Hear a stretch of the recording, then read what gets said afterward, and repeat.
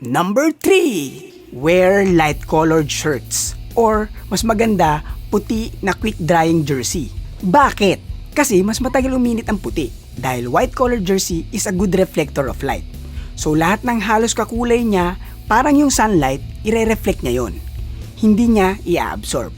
Unlike dark-colored jerseys, like black, dahil opposite kulay niya yung sunlight, i-absorb niya lahat yon. Dahil black is a good absorber of radiation.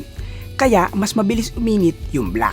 Not ibig sabihin pangit pala yung mga jersey na black. Hindi naman. Kasi ang black ay good absorber and good emitter.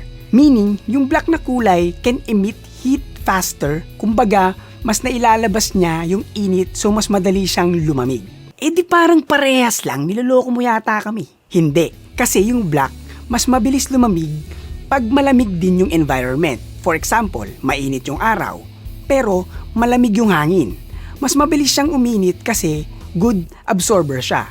At mabilis ding lumamig dahil malamig yung hangin. Pero sa panahon natin ngayon, mainit yung araw, pati yung hangin mainit din. Dati kahit maaraw, malamig yung hangin.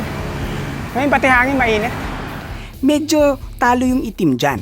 Unlike sa white-colored jersey na mas matagal siya uminit, so during the ride, mas matagal cooler yung katawan mo. Siyempre, mas gusto nating mas matagal uminit yung katawan natin during the ride.